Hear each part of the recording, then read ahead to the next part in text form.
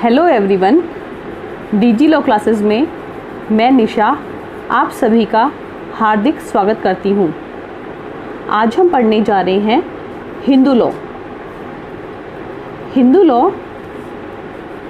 को 4 भागों में विभाजित किया गया है। इसका फर्स्ट पार्ट है द हिंदू मैरिज एक्ट 1955 अर्थात हिंदू विवाह अधिनियम 1955। इस एक्ट में 30 धाराएं 30 सेक्शंस हैं और इसमें 5 अध्याय हैं, मीन्स 5 चैप्टर हैं। नेक्स्ट है second the Hindu succession and act. The Hindu succession act अर्थात हिंदू उत्तराधिकार अधिनियम 1956। इस एक्ट में 31 धाराएं 31 सेक्शंस हैं और इसमें 4 अध्याय हैं, 4 चैप्टर हैं। नेक्स्ट है the Hindu adoption and maintenance act 1956। Hindu दत्तक एवं भरण पोषण अधिनियम 1956। इस एक्ट में 30 सेक्शन और 4 अध्याय हैं।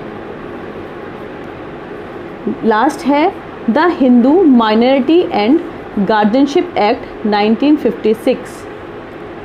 इस एक्ट में 13 सेक्शंस हैं, चैप्टर्स नहीं हैं। बच्चों, चूँकि यह विषय पहले आरजीएस में कवर था या फिर स्टेट की जुडिशरी में कवर होता था, इसलिए ये पेपर बहुत इम्पॉर्टेंट था। क्योंकि राजस्थान में अब यह विषय आरजीएस में इंक्लूड नहीं है, इसलिए अब हम इस पे इम्पॉर्टेंट सेक्शंस जो कि आपके एलएलबी के पॉइंट ऑफ व्यू से आते हैं उस पे चर्चा करेंगे।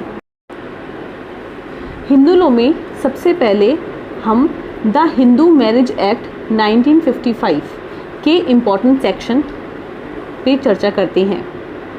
बच्चों, ये एक्ट बहुत इम्पॉर्टेंट है। यहाँ से आपको 2 या फिर 3 क्वेश्चंस आपके एलएलबी में आते ही हैं। तो 2 भी आ सकते हैं, 3 भी आ सकते हैं, लेकिन इसलिए यह एक्ट बहुत इम्पॉर्टेंट है। इसलिए सबसे पहले हम इसके इम्पॉर्टेंट सेक्शंस पे बात करते हैं। इम्पॉर्टेंट क्वेश्चंस मैं नेक्स्ट वीडियो में अपलोड करूँगी। सेक्शन 2 जिसमें बताया गया है कि यह अधिनियम किन पे लागू होता है। इस सेक्शन में बताया गया है कि हिंदू कौन है। जैसे हिंदू का मतलब क्या है? वह व्यक्ति जो जन्म से क्या हो, हिंदू हो, जिसके माता पिता हिंदू हो, या जिसने धर्म परिवर्तन किया हो, या जिस बच्चे का लालन पालन जो है हिंदू रीति रिवाज के अनुसार हुआ है, और जो मुस्लिम, क्रिश्चियन, पारसी और यहूदी नहीं हो, या फिर जो वीर, शैव, लिंगायत, ब्रह्म समाज, आर्य समाज, प्रार्थना समाज या फिर बौद्ध, जैन, सिख हो, तो उसे हम कहेंगे हिंदू। कई बार आपसे पूछा जाता है प्रश्न में कि हिंदू किसे कहते हैं, तो यह परिभाषा आप सेक्शन 2 से ले सकते हैं। तो सेक्शन 2 इस एक्ट का बहुत इम्पॉर्टेंट है। उसके बाद आपको पढ़ना है सेक्शन 3। सेक्शन 3 में बताया गया है परिभाषा, डेफिनेशन क्लोज। सेक्शन 3 में रूढ़ी की परिभाषा, कस्टम को डिफाइन किया गया है कि कस्टम क्या होती है, रूढ़ी किसे कहते हैं। जनरली रूढ़ी जिसको हम आदिकाल से फॉलो कर रहे हैं कहते हैं, लेकिन सेक्शन 3 में इसे डिफाइन किया गया है और इसके एलिमेंट भी सेक्शन 3 में बताए गए हैं। तो कई बार प्रश्न बनता है रूढ़ी किसे कहते हैं, तो ये सेक्शन आपकी हेल्प करेगा। साथ ही साथ आपको बताया गया है जिला न्यायालय के बारे में। देखिए, जब भी हिंदू लॉ के संबंध में कोई भी विवाद होगा तो वहाँ पे कोर्ट जो है वो फैमिली कोर्ट होगी, ठीक है। फैमिली कोर्ट जहाँ पे डीजे रैंक का ऑफिसर बैठेगा। तो जिला न्यायालय किसे कहते हैं, इसकी परिभाषा भी धारा 3 में बताई गई है। साथ ही सगा किसे कहते हैं, सौतेला किसे कहते हैं, सहोदर किसे कहते हैं, that means full blood, half blood, और जो हमारा सहोदर है वो क्या होता है उसके बारे में भी सेक्शन 3 में बताया गया है। उसके बाद नेक्स्ट इसी सेक्शन में आपके जो प्रोहैबिट रिलेशंस हैं, प्रतिनिषिद्ध नातेदारी की जो डिग्रियां हैं उसकी परिभाषा भी दी गई है। साथ ही सपिंडा रिलेशन, सपिंड जो नातेदारी है उसके बारे में बताया गया है। तो इसमें से आपको अगर मैं कहूँ तो 2 परिभाषाएं तो बहुत इम्पॉर्टेंट है जिन्हें आपको याद करनी है, वो है सपिंडा रिलेशन और प्रतिनिषिद्ध नातेदारी। ये 2 तो बहुत इम्पॉर्टेंट है क्योंकि आपके आगे काम आएगी। उसके बाद ये 2 सेक्शंस हैं जहाँ पे सीधे प्रश्न नहीं बनते हैं, इनडायरेक्ट बनते हैं। तो ये प्रश्न जो हैं आपको हेल्पर के रूप में मिलेंगे, जैसे कि हिंदू किसे कहते हैं तो सेक्शन 2 की हेल्प लेनी पड़ेगी। किसी परिभाषा के बारे में पूछा गया है तो आपको सेक्शन 3 लिखना होगा। उसके बाद सेक्शन 5, सेक्शन 5 बहुत इंपॉर्टेंट है, बहुत ज़्यादा इंपॉर्टेंट है। यहाँ से आपको 20 नंबर का एक प्रश्न निकलता है, 20 मार्क्स का एक प्रश्न निकलता है। सेक्शन 5 में बताया गया है कि हिंदू विवाह की शर्तें, the condition for a Hindu marriage. 5 section 5 है, इसमें 5 ही शर्तें बताई गई है, इजीली याद कर सकते हैं। धारा 5 में 5 शर्तें हैं कि हिंदू मैरिज जो है वो कब होगी, वो मैरिज जो है उसमें कौन कौन सी शर्तें होंगी जब वो मैरिज वैलिड होगी।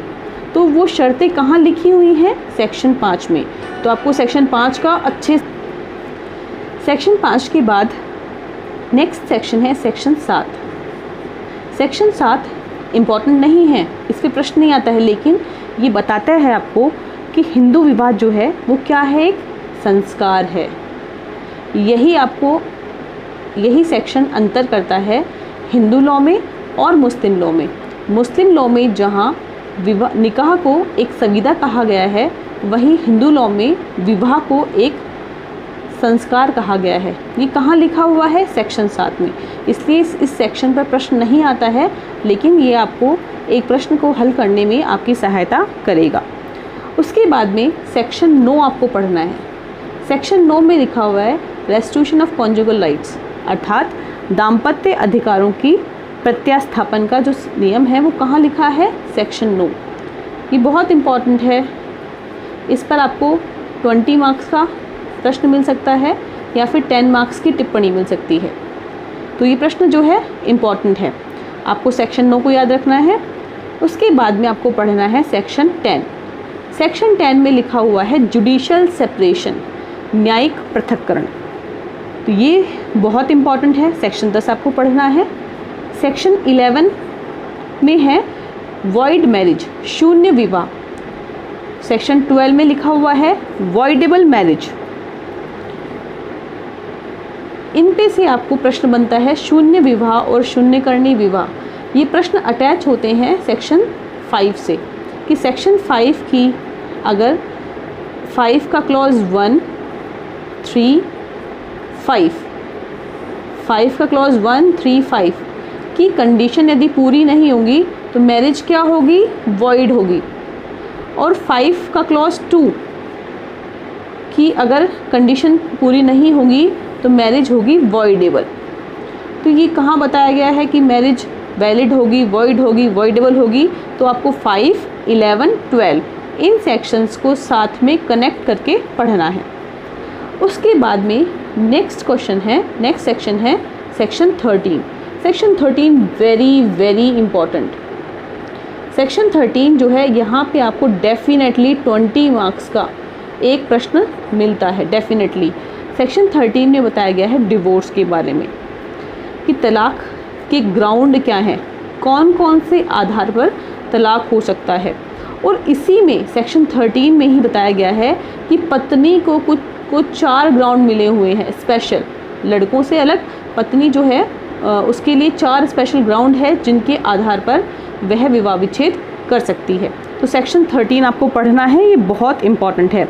इसमें ही 13 का क्लॉज जो 13B है, डिवोर्स बाय म्यूचुअल कंसेंट, यदि पति पत्नी सहमत होंगे आपस में तो वो पारस्परिक सहमति से विवाह विच्छेद कर सकते हैं।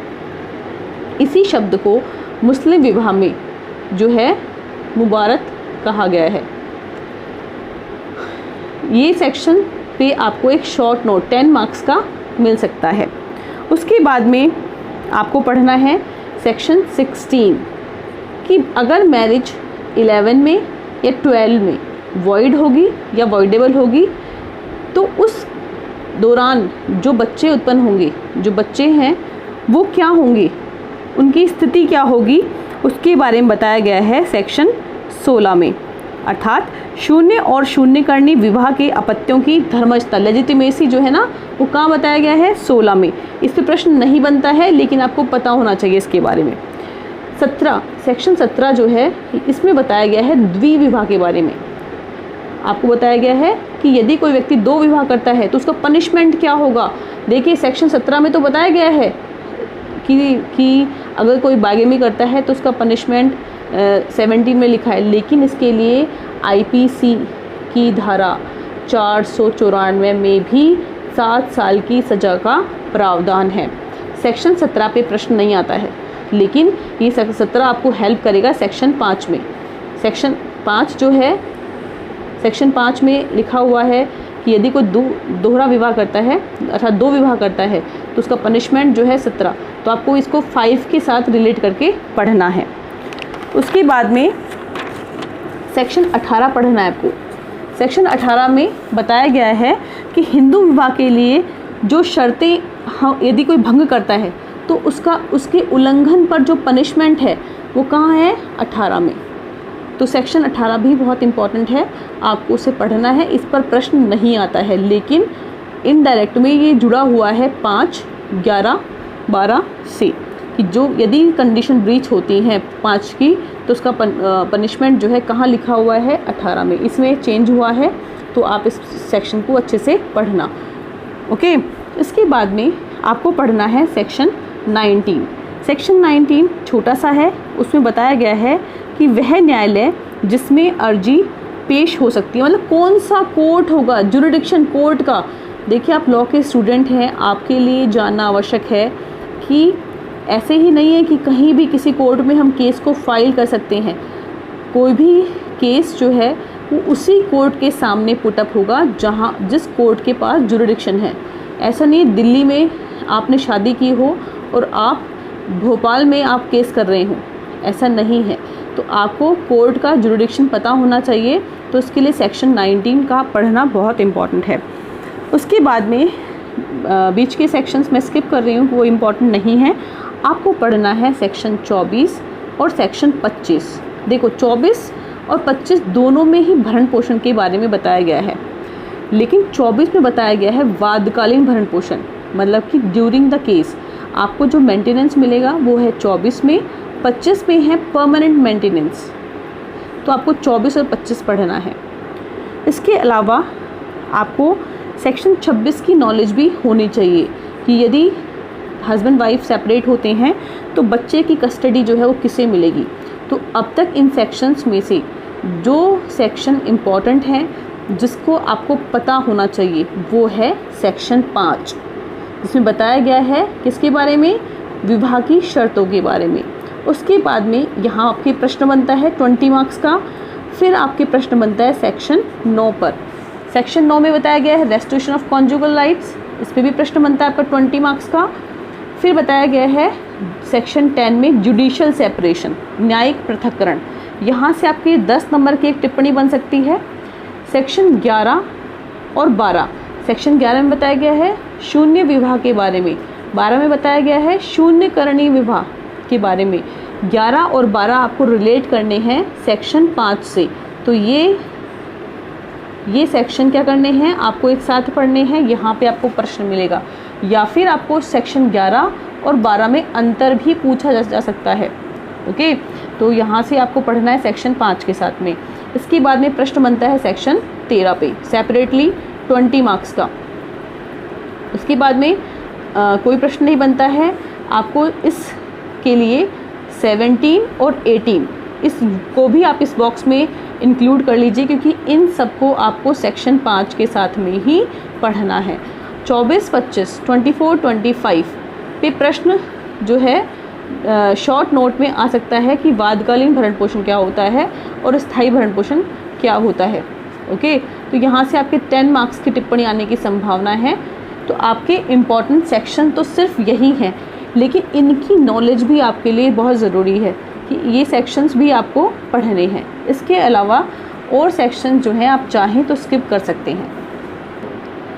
अभी हमने हिंदू मैरिज एक्ट के इम्पॉर्टेंट सेक्शन देखे।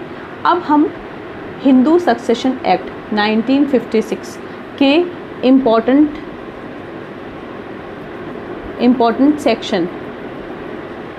सेक्शंस जो कि आपके LLB के पॉइंट ऑफ व्यू से इम्पॉर्टेंट है, उन पे चर्चा करते हैं।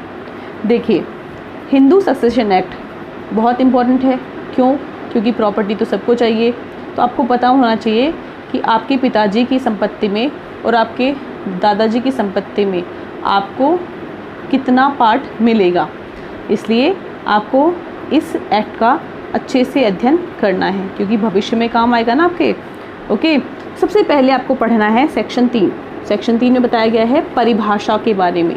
डेफिनेशन क्लॉज जो है वो कहाँ है? सेक्शन 3 में है। इसमें जो परिभाषा है, सबसे इम्पॉर्टेंट डेफिनेशन जो है जो आपको पढ़नी है और जो आपको शॉर्ट नोट में दैट मीन्स 10 मार्क्स की टिप्पणी के रूप में मिलेगा, तो वो है, पहली है गोत्रज। गोत्रज मतलब एग्नेट्स या फिर बंधु या फिर पूर्ण रक्त और अर्ध रक्त और एकोदर रक्त, फुल ब्लड, हाफ ब्लड, इसके बारे में भी आपसे पूछा जाता है। ओके, तो इसमें सिर्फ ये 2-3 चीज़ें ही इंपॉर्टेंट हैं। आपको पता होना चाहिए गोत्रज क्या होता है, बंधुज क्या होता है, पूर्ण रक्त, अर्ध रक्त क्या होता है, आपको पता होना चाहिए। तो सेक्शन 3 आपको पढ़ना है अच्छे से। सेक्शन 3 के बाद में आपको पढ़ना है सेक्शन 6। सेक्शन 6 बहुत इम्पॉर्टेंट है। सेक्शन 6 में कुपासनरी सहदायी की संपत्ति के बारे में बताया गया है। यहाँ से आपका 20 मार्क्स का प्रश्न बनता है। सेक्शन 6 बहुत इम्पॉर्टेंट है। ओके, 20 मार्क्स का प्रश्न बनता है सेपरेटली। ओके, उसके बाद में आपको पढ़ना है सेक्शन 8, 9, 10, 11 और 12। ये पूरा एक बंच है। देखो, सेक्शन 8 में बताया गया है कि पुरुष की दशा में उत्तराधिकार के सामान्य नियम। देखिए, 2 तरह से प्रॉपर्टी का बंटवारा होता है। एक प्रॉपर्टी जो हमें अपने दादा से मिलती है, जैसे हम कहते हैं ना गांव की भाषा में दादा लाई प्रॉपर्टी। ओके, और एक होती है आपके पिता की सेल्फ एक्वायर्ड प्रॉपर्टी, स्व अर्जित संपत्ति। दोनों का बंटवारा अलग अलग तरह से होता है। सेक्शन 6 में जहाँ बताया गया है सहदायी की संपत्ति के बारे में, वहीं पे सेक्शन 8 में बताया गया है सेल्फ एक्वायर्ड प्रॉपर्टी के बारे में। ओके, यदि आपके पिता की स्व अर्जित संपत्ति है तो उसका बंटवारा कैसे होगा। देखिए, यदि आपके पिता ने अपनी संपत्ति के को लेकर कोई वसीयत कर रखी है, विल कर रखी है, तो ये सेक्शन अप्लाई नहीं होंगे। लेकिन यदि आपके पिता दैट मीन्स कि जो पर्सन है उसकी मृत्यु हो गई है, उन्होंने विल नहीं की है, तब उस व्यक्ति की संपत्ति का बंटवारा किस प्रकार होगा, उसके कुछ नियम जो है इन धाराओं में बताए गए हैं, जिसमें क्लास 1, क्लास 2, गोत्रज, बंधुज और कहाँ चली जाएगी, गवर्नमेंट के पास। ये सब प्रोविज़न दिए गए हैं। तो ये सेक्शंस जो है इन पर पूरा आपका 20 मार्क्स का एक प्रश्न आता है। सेक्शन 9 में बताया गया है कि यदि जो वारिस हैं उसमें उत्तराधिकार का क्रम क्या होगा, मतलब उनकी स्टेज किस को किस क्रम में संपत्ति मिलेगी। जहाँ पे एक व्यक्ति का पुत्र जिंदा है, पुत्री जिंदा है, विधवा जिंदा है और उसकी माता जिंदा है, तो किस क्रम में प्रॉपर्टी मिलेगी, या फिर क्लास सेकंड, क्लास फर्स्ट, गोत्रज, बंधुज, उनमें क्रम क्या होगा, तो क्रम को डिफाइन किया गया है 9 में। 10 में बताया गया है क्लास फर्स्ट के बारे में। क्लास फर्स्ट में प्रॉपर्टी का बंटवारा किस प्रकार से होगा। 11 में बताया गया है क्लास सेकंड में संपत्ति का वितरण किस प्रकार से होगा। और 12 में बताया गया है गोत्रज और बंधुज में उत्तराधिकार का क्रम क्या होगा। तो आपको इन सब सेक्शंस को पूरे को एक साथ पढ़ना है, क्योंकि यहाँ पे एक प्रश्न पूरा आता है। उसके बाद में आपको पढ़ना है सेक्शन 15, सेक्शन 16। ये 2 सेक्शंस, और आप इसमें इंक्लूड करना चाहें तो 14 भी कर सकते हैं, लेकिन 15-16 है कि अभी हमने पढ़ा पुरुष की जो संपत्ति है, पुरुष की संपत्ति है सेल्फ एक्वायर्ड संपत्ति है। यदि वह पुरुष बिना विल किए उसकी मृत्यु हो जाती है तो संपत्ति का बंटवारा किस प्रकार से होगा। लेकिन यहाँ पे है कोई स्त्री जिसकी मृत्यु हो गई है, उसके पास प्रॉपर्टी है, ओके, उस प्रॉपर्टी का बंटवारा किस प्रकार होगा, किन किन व्यक्तियों के पास वो संपत्ति जाएगी, उस सब के बारे में लिखा है 15 और 16 में। 15 में जहाँ बताया गया है हिंदू नारी की दशा में उत्तराधिकार के साधारण नियम, वहीं 16 में बताया गया है हिंदू नारी के वारिस में उत्तराधिकार का जो क्रम होगा, क्रम उसको बताया गया है 15-16 में, ओके। उसके बाद में आपको पढ़ना है कि सेक्शन 20 सिर्फ आपकी नॉलेज के लिए कि जो व्यक्ति जो है गर्भ में है क्या उसे भी प्रॉपर्टी मिल सकती है। और आपको उसके बाद 25, 26, 27 इन सेक्शंस की नॉलेज भी आपको होना ज़रूरी है। इस पे प्रश्न डायरेक्ट रूप से नहीं पूछा जाएगा, सेक्शंस यही इंपॉर्टेंट है।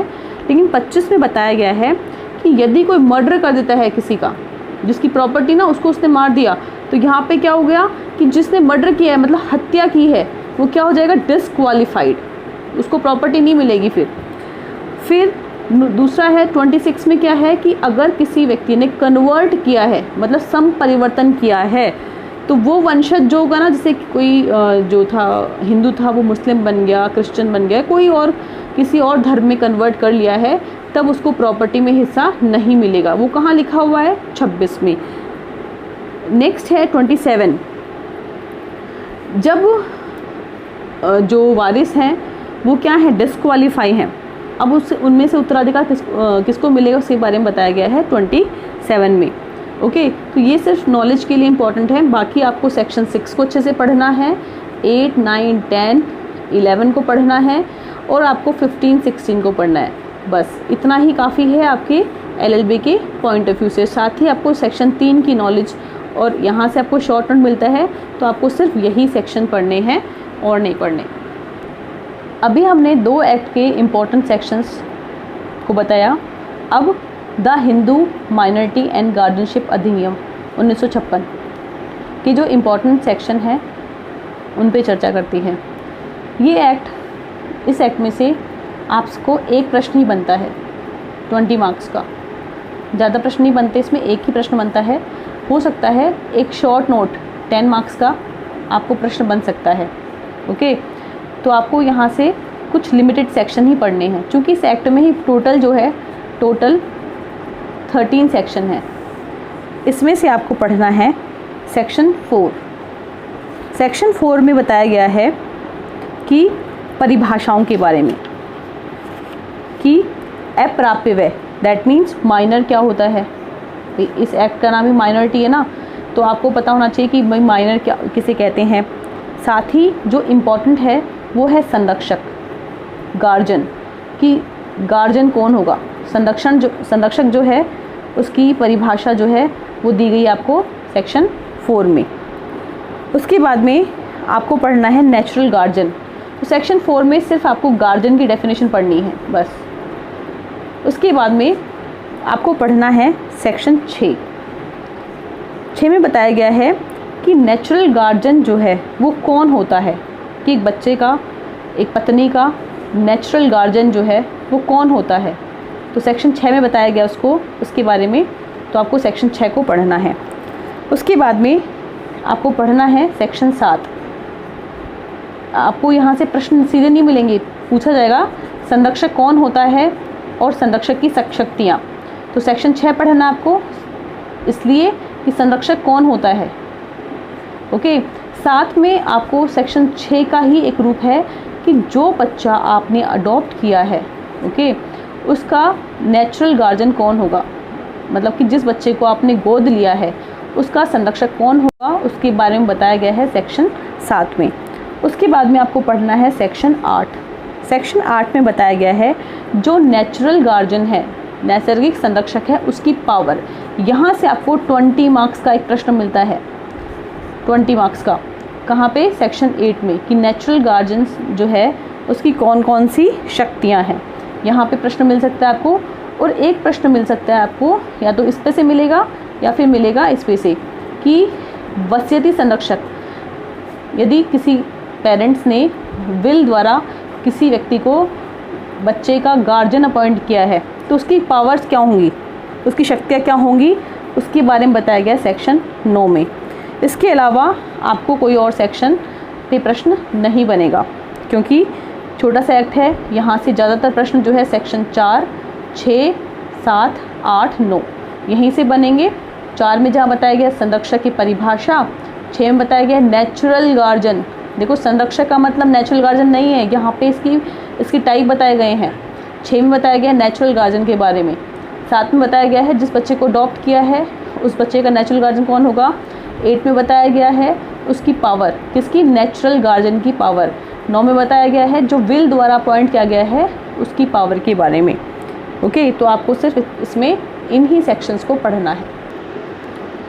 अब लास्ट एक्ट जो बचा है वो है the Hindu adoption and maintenance act, Hindu दत्तक एवं भरण पोषण अधिनियम। इस एक्ट में आपको 2 क्वेश्चंस मिलने की संभावना है, 2 या फिर एक शॉर्ट नोट आ सकता है 10 मार्क्स का। ओके, 2 प्रश्न आपको यहाँ से मिल सकते हैं, जैसे कि एक अडॉप्शन पे मिल सकता है और एक मेंटेनेंस पे मिल सकता है। देखिए, इस एक्ट के इम्पॉर्टेंट सेक्शंस जो हैं वो हैं, सबसे पहले आपको पढ़ना है सेक्शन 3 में भरण पोषण किसे कहते हैं। बस इसमें एक ही परिभाषा है भरण पोषण की, और भी हैं रूढ़ी किसे कहते हैं, लेकिन चूंकि रूढ़ी को हम पढ़ चुके हैं, कहाँ पे पढ़े थे, हिंदू मैरिज एक्ट के सेक्शन में। ओके, रूढ़ी की परिभाषा वहाँ भी लिखी हुई है। तो सेक्शन 3 में हमें देखना है भरण पोषण मतलब मेंटेनेंस किसे कहते हैं, इसकी परिभाषा है सेक्शन 3 में। इसके बाद में हमें एक बंच पढ़ना है, जैसे कि सेक्शन 6, 7, 8, 9, 10, 11, ये सेक्शंस हमको साथ में पढ़ने हैं, क्योंकि एक प्रश्न हमें यहाँ से मिलेगा। सेक्शन 6 में बताया गया है कि जो वैलिड दत्तक है, विधिमान दत्तक है, उसकी कौन कौन सी अपेक्षाएं हैं, मतलब कौन कौन सी रिक्वायरमेंट्स हैं कि जिससे कि क्या होगा कि जो अडॉप्शन है वो वैलिड होगा। ओके, सेक्शन 7 में बताया गया है कि एक हिंदू पुरुष, सेक्शन 7 में क्या बताया गया है, हिंदू पुरुष की दत्तक लेने की सामर्थ्य के बारे में, कि एक पुरुष जो है वो कब किसी बच्चे को अडॉप्ट कर सकता है, सेक्शन 7 में। सेक्शन 8 में बताया गया है कि एक हिंदू स्त्री कब किसी बच्चे को अडॉप्ट ले सकती है, मतलब कैपेसिटी क्या है एक वुमेन की। 7 में बताया गया है मेल, हिंदू जो पुरुष है वो कैसे लेगा, और 8 में बताया गया है फीमेल। ओके, ध्यान रखना है, 7 में पुरुष है, 8 में स्त्री है, दोनों की सेम सेक्शन बात करता है कि दत्तक कौन लेने की जो सामर्थ्य है उसके बारे में बताया गया है 7 और 8 में, लेकिन 7 में जहाँ मेल है, 8 में वहाँ फीमेल है। उसके बाद में 9 में है कि जो व्यक्ति दत्तक देगा मतलब ये तो कौन है, अडॉप्ट कर रहे हैं। ओके, लेने की सामर्थ्य है, देखो यहाँ पे डिफरेंस है बच्चों, यहाँ पे लेने की है कि कौन, हिंदू पुरुष कब किसी बच्चे को अडॉप्ट कर सकता है। 8 में है हिंदू स्त्री कब अडॉप्ट करेगी, लेकिन 9 में बताया गया है कब वो दत्तक दे सकते हैं, देना मतलब कि। ओके, तो सेक्शन 9 में बताया गया है कि दत्तक देने के लिए कौन व्यक्ति सक्षम है। यहाँ पे हिंदू पुरुष और स्त्री दोनों के बारे में है। ओके, 9 में यहाँ पे जैसे अलग अलग सेक्शन में मेंशन किया गया है, यहाँ पे दोनों को मर्ज कर दिया गया है। उसके बाद में सेक्शन 10 में बताया गया है कि किसको, मतलब भाई अडॉप्ट किसको करोगे आप, बच्चे करोगे ना, तो उस बच्चे में कौन कौन सी अपेक्षाएं होनी चाहिए, कौन कौन सी कैपेसिटी, सामर्थ्य होनी चाहिए जिससे कि उस बच्चे को अडॉप्ट कर सकते हैं। क्या एक 50 साल के आदमी को अडॉप्ट कर सकते हैं? नहीं। तो कहने का मतलब है कि कौन कौन सी अपेक्षाएं हैं, तो उसके लिए 4 पॉइंट्स हैं कि जिसका होना एक अडॉप्शन के लिए आवश्यक है। तो सेक्शन 10 को पढ़ना है आपको, बहुत इंपॉर्टेंट है। फिर सेक्शन 11 में कुछ कंडीशन दी गई, शर्तें जो विद्यमान दत्तक के लिए आवश्यक है। सेक्शन 11 में बताई गई हैं शर्तें जो विद्यमान दत्तक के लिए आवश्यक हैं, इसका भी आपको अध्ययन करना है। बाकी जैसे कि आप जो दत्तक होगा, अडॉप्शन होगा, उसको एक बार हो जाने के बाद उसको कैंसिल नहीं होगा। वो कहाँ लिखा हुआ है? 15 में लिखा हुआ है। ओके, बाद में कि अगर अडॉप्शन होता है तो वहाँ पे डॉक्यूमेंट्स रजिस्टर्ड होंगे, तो उसके बारे में लिखा हुआ है 16 में। और दत्तक माता के बारे में तो ये प्रोविजंस ज़्यादा इंपॉर्टेंट नहीं है, आपका प्रश्न जो है आपको यहीं से मिल जाएगा अडॉप्शन का। और फिर सेक्शन 12 बताता है दत्तक के परिणाम, अडॉप्शन का जो रिज़ल्ट होगा ना वो क्या होगा। भाई बच्चे का अगर आपने अडॉप्ट कर लिया तो क्या हो जाएगा, जिस पेरेंट्स ने बच्चे को अडॉप्ट किया है वो क्या होंगे, उसके लीगल पेरेंट्स होंगे। तो उसके परिणाम क्या होंगे कि उसके जो पहले की जो परिवार से जो संबंध है वो टूट जाएंगे और नए परिवार में संबंध जुड़ जाएंगे, लेकिन विवाह और भरण पोषण के संबंध में कुछ रिस्ट्रिक्शंस हैं। ओके, तो आपको सिर्फ अडॉप्शन में से यही सेक्शंस पढ़ने हैं। इसके बाद में आपको पढ़ना है सेक्शन 18 जिसमें बताया गया है पत्नी का भरण पोषण। देखो अब 18 को रिलेट करो किससे, अभी मैंने थोड़ी देर पहले बताया था आपको कि हिंदू मैरिज एक्ट 1955 में कहाँ पे 24 और 25 में भी मेंटेनेंस था। ओके, CRPC के सेक्शन 125 में भी मेंटेनेंस है। इन सब में डिफरेंस है, यहाँ 24-25 में भी भरण पोषण है, 125 में भरण पोषण है, 18 में भरण पोषण है। अरे तो भाई ये सब क्या है, इन सब में इतना क्या डिफरेंस है जो इन सब बुक्स में अलग अलग मेंशन किया गया है। तो इस विषय पर हम नेक्स्ट वीडियो में विस्तार से चर्चा करेंगे। अभी आपके लिए सेक्शन 18 को पढ़ना बहुत आवश्यक है क्योंकि यहाँ से आपको 20 मार्क्स का प्रश्न मिलता है। ओके, उसके बाद में आपको पढ़ना है सेक्शन 19। सेक्शन 19 आपको शॉर्ट नोट के रूप में आ सकता है 10 मार्क्स का, जिसमें बताता है कि एक विधवा पुत्र वधू जो है वो अपने ससुर से मेंटेनेंस ले सकती है या नहीं, इसके बारे में बताया गया है सेक्शन 19 में। 21 साथ पढ़ना है कि अपत्य मतलब अपने बच्चों का और अपने जो वृद्धजन है उनका मेंटेनेंस 20 में है, और 21 में जो है जो आश्रित हैं उनकी परिभाषा है। इसमें कुछ पॉइंट्स मेंशन किए गए हैं, तो 21 आपको पढ़ना है, आश्रित की परिभाषा आपको पढ़नी है। फिर भरण पोषण की जो रकम है, कितना पैसा कितना मिलेगा, किस अकॉर्डिंग मिलेगा, उसके बारे में लिखा हुआ है कहाँ पे 23 में। उसके बाद आपको पढ़ना है सेक्शन 25। प्रश्न नहीं बनते हैं यहाँ से, लेकिन आपको इनकी नॉलेज होना ज़रूरी है। 25 में लिखा हुआ है कि यदि परिस्थितियों में तब्दील हो जाती है तो भरण पोषण की जो रकम है उसमें भी चेंज हो सकता है। ओके, और इसमें लास्ट पढ़ना आपको 26। इसमें लिखा हुआ है ऋणों को पूर्विकता दी जाएगी। तो ये सेक्शंस जो है आपको पढ़ने हैं। मुख्य प्रश्न जो है वो यहीं से आएगा, आपको इस मंच में से पूछेंगे या फिर आपको 18, 19, 20, 21 से प्रश्न पूछेंगे। ओके बच्चों, अब तक हमने 4 एक्ट को देखा। हमने देखा हिंदू मैरिज एक्ट, हमने देखा सक्सेशन एक्ट, हमने देखा गार्जियनशिप एक्ट, और हमने देखा अडॉप्शन एंड मेंटेनेंस एक्ट। अब आप क्या कीजिए, देखिए सबसे बड़ा आपके लिए एक ज्वलंत विषय है कि आप इस पेपर को याद कैसे करें, क्योंकि इसमें 4 एक्ट हैं, चारों में अलग अलग धाराएं हैं। तो उसके लिए सबसे अच्छा है कि आप पेपर्स पे नोट्स बनाइए, शॉर्ट नोट याद करें। जैसे कैसे कि एक पेज पे आप हिंदू लॉ, दूसरे पेज में आप सक्सेशन एक्ट, अडॉप्शन, मेंटेनेंस, ऐसे 4 पेजेस लीजिए। जो सेक्शंस मैंने लिखे हैं उन पे मोटी मोटी हेडिंग डाल करके उन सेक्शंस के सामने लिख लीजिए, और आप दिन में उनको 3-4 बार रिवाइज कीजिए, जिससे कि आपको सेक्शंस लर्न हो जाएंगे। क्योंकि यदि आपने प्रश्न पत्र में सेक्शंस गलत कोड किए तो आपका प्रभाव एग्जामिनर पे नहीं पड़ पाएगा और आपको अच्छे नंबर नहीं मिलेंगे। और लॉ में सेक्शंस की नॉलेज होना बहुत ज़रूरी है। इस वीडियो में हमने इम्पॉर्टेंट सेक्शंस पे चर्चा की। नेक्स्ट वीडियो में मैं इन सेक्शंस में जो डिटेल है, जिन पे प्रश्न बनते हैं, 10 इम्पॉर्टेंट क्वेश्चंस, डिफरेंस और शॉर्ट नोट, इन सब पे वीडियो नेक्स्ट अपलोड करूँगी। तब तक के लिए आप नेक्स्ट वीडियो का वेट कीजिए। मेरे साथ जुड़े रहने के लिए इस चैनल को लाइक कीजिए, सब्सक्राइब कीजिए। Thank you.